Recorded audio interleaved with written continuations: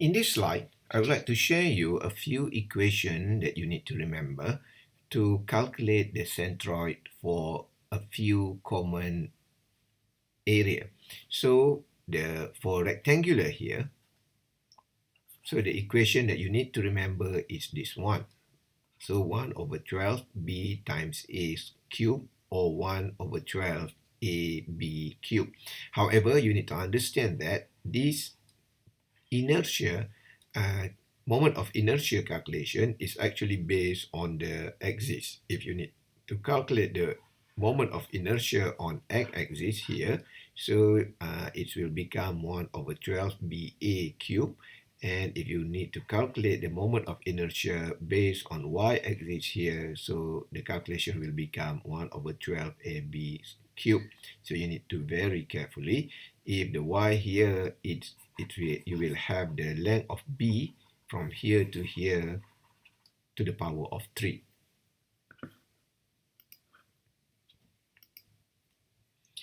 So this is the centroid for the circle. So and then if you need to calculate the moment of inertia, so you could use this equation, pi r to the power of 4 over 4. This is the centroid for semicircle. So the location is here. So and then the distance from this horizontal line to the centroid can be calculated as 4r over 3 pi. So and then the moment of inertia for x and y is shown in this slide.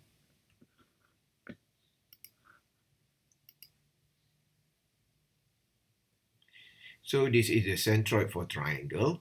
So you could remember a few equations of this one. However, in our syllabus, so we only focus for triangle and circular, semicircle, and also the quarter circle. So this is the centroid for quarter circle. So the distance from the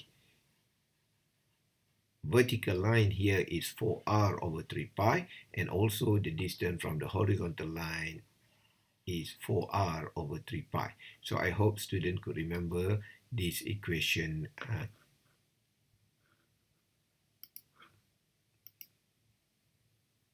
In this slide, I would like to show you how to draw a diagram for the resultant force, and also how to calculate the location of YR. For example, we have this situation. We have a water gate, and then we have a hinge here, and then it is connected to a fixed wall here. So we assume that the width of this gate is equal to W. So and then we assume that the water surface is here. So means that not all the water gate here submerged in the water. So first, what you need to calculate, what you need to draw is, you need to draw the H and the y-axis. So the H must be vertical. At any condition, it must be vertical, and y-axis is parallel to the surface. So because this object is vertical like this, so we could draw the y-axis also vertical like this one. So and then we determine the centroid of the submerged area. We know that the pressure comes from the liquid, and then that pressure acts on a certain area and it will create force. So because it is the pressure comes from the liquid, so we need to mark the submerged area on this. So means the area wetted by the liquid. So and then we point out the centroid of the submerged area, so which is on this location. So and then we draw a vertical line from the free surface. So this is the symbol of free surface. So mean from here to here, and we denote as HC. So means the vertical distance from the free surface here to the centroid. So and then we could draw the distance on y-axis.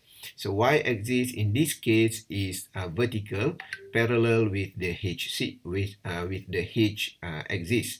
So we draw from the free surface to the centroid, and we denote as yc.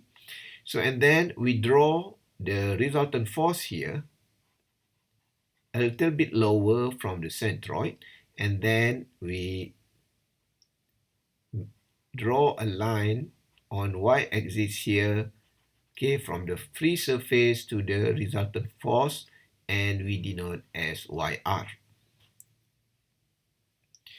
So and then to calculate the resultant force, we could use this equation, Fr equal rho g hca. So we just take the value of this hc, and then we multiply with the value of A. So the value of A here is the surface that contact with water. So it is equal to H times W. So the H here is the height of the water that make contact with the area. So and then the W here is the width of the wall. So and then to calculate the YR, okay, please remember this YR is the distance from the free surface to the resultant force.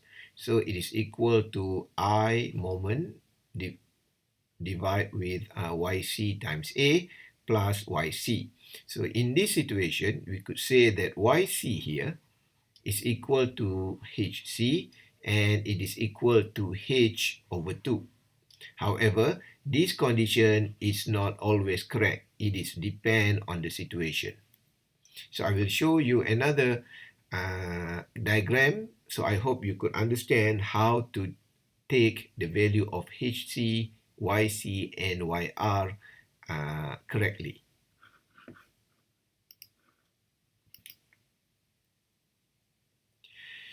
So now we have same gate here, but the water level is at the hinge here. So again, you need to draw the centroid of the submerged area. So now the water level is rise. So all the gate here is submerged in water. So the centroid is now located here. So we could draw the height, the depth of the HC. So mean from the free surface to the centroid as this one, and YC can be drawn as this one from the free surface to the centroid. So and then we could determine the YR here, which is the distance from the free surface here to the resultant force. So and then we draw a resultant force perpendicular to the surface. It should be 90 degree here. Okay, so and then we could calculate the force, the resultant force, by using this equation.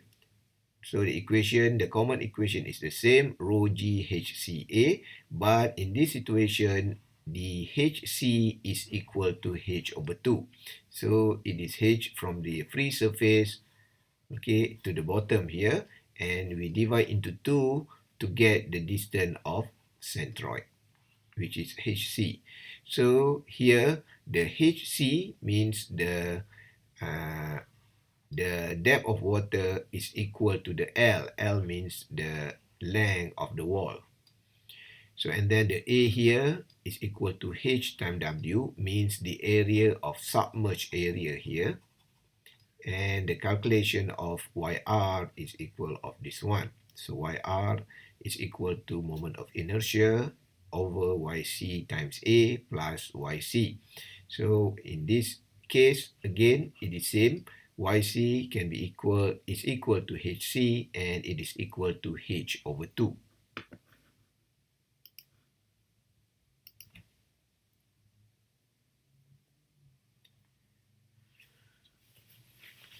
So now we have the third condition here, same with the same water gate, but the water level is increased to this level. So means now the gate is submerged in water, and a part of the fixed wall also submerged in water.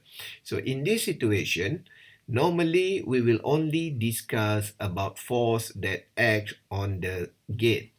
So means that our calculation must be focused on the area of the gate. Means that even though the water level is beyond the hinge here, we only to focus on the area of the gate. So to calculate, we develop the HC, YC, and YR as shown in this diagram. So please bear in mind that it starts from the free surface to the centroid here. Because we only focus on this gate, so we take the centroid of this gate, and then we could draw the distance of YR again from the free surface to the FR here. And the FR must be a little bit below from the centroid.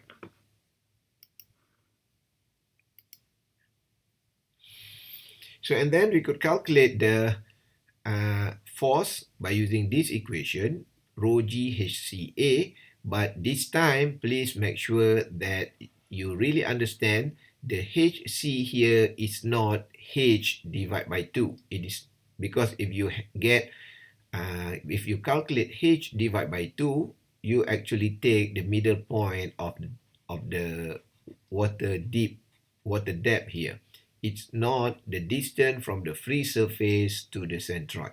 So now you need to be very careful, because to calculate the HC, you need to get the distance from the free surface to here, hinge, which is equal to B, and then the distance from the hinge to the centroid, so which is the L over 2. So it will become H minus L, which is B here, plus L over 2, which is the distance from the hinge to the centroid. So now the HC need to be calculated as B plus L over 2.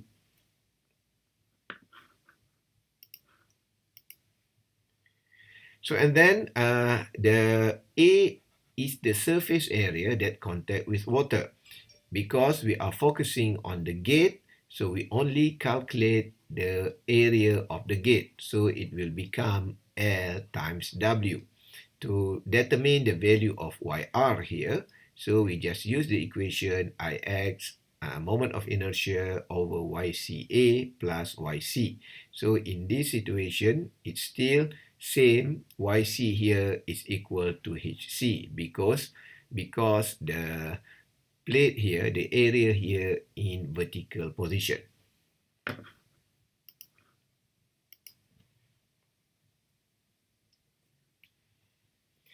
Now we have this condition. We have a wall here, we have a hinge, so and then we have a fixed wall, but both fixed wall and wall here is inclined at certain angle. So what we need to do first is you need to draw the centroid of the submerged area. So this is the area of the area of submerged area. So and then we calculate, we point the centroid, which is the center point of the submerged area, and then we draw the H axis and Y axis. So H axis must be always vertical. So you need to draw a vertical here from the free surface to the centroid. So and then we denoted as HC. So and then we draw the Y axis. As I said previously, Y axis must be parallel to the surface. So means that you need to draw the y-axis is parallel to the surface that contact with water. So means that if you have a gate like this with a hinge here, so we have a water here. Okay, you need to understand that the y-axis is parallel to the surface that wetted by the liquid. So this is the y-axis. So and then we take this as the origin. So we draw a line, a perpendicular line here, and the distance of YC is from here to the centroid, and the distance of YR is from the free surface to the resultant force, and here the L means the total area submerged in water is here. We could calculate the value, the magnitude of resultant force by using the common equation rho g HCA. Now the HC here is equal to H over 2, means the total depth of the water divided by 2. So you get the location of centroid in H axis. So, and then because the gate here is inclined at certain angle, so HC is no longer equal to YC, because Y axis need to be parallel with the surface, parallel with the inclined surface. The A here is L times W because we only focus on the submerged area. So it is L here, the submerged area, times the W, the width of the wall. So, and then to calculate the YR, we could use this equation. Later on, I will show you how to calculate the YR by using the idea of moment of inertia. Now we have another condition of the inclined plane surface like this, where the water level is until the hinge here. So we draw the centroid of the submerged area here. So we draw the HC, vertical depth here. So this is the YC and this is the YR. And this is the length of the wetted area. So, and then we could calculate the resultant force by using this equation, rho g HCA. The HC here is equal to the H divided by 2. And then because it is in inclined position, so HC is not equal to YC. The surface will become L times W, and this is the equation to determine the amount, the value of YR.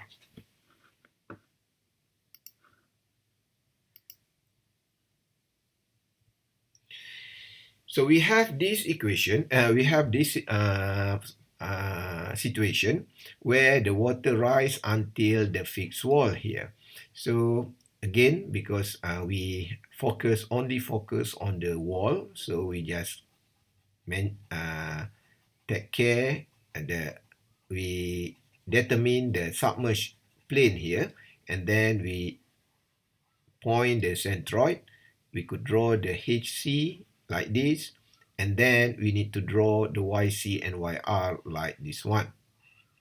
So it must be from the free surface here, you draw a perpendicular line, and then you draw a line on the distance parallel with the surface here, and you could denote it as YC and YR as shown in this diagram.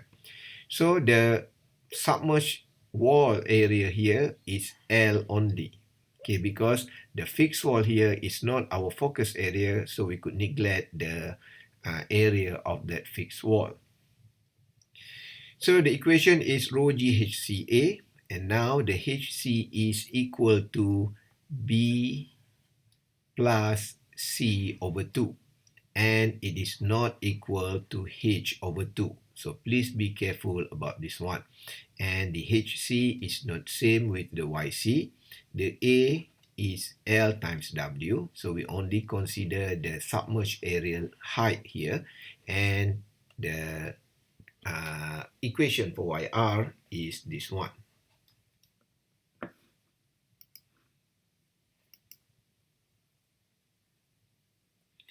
So, and then let's say what happens if we make the fixed wall go straight like this one, not inclined. So the calculation is the same, you could see here. So we only focus on the submerged area. So we denote the centroid is here. It is not changed compared to the previous one. So, and then, however, you need to be very careful in terms of drawing the YC and the YR. What you need to do first is you need to draw a horizontal line on the free surface here. And then you draw your y-axis on the surface here. And then this intersect point is your origin to measure your y YC and YR. So means that you need to point here, and then you draw a perpendicular line, and then you start to draw your YC and YR like this. So the calculation is remain the same. So HC is B plus C over 2 here. So, and then it is not equal to H over 2. Okay, please bear in mind these things. So HC is not equal to YC. And then the area that you need to take is only the submerged area, because we are focusing on the gate. So, and then you need to calculate it is as L times W. So the equation for YR is remain the same.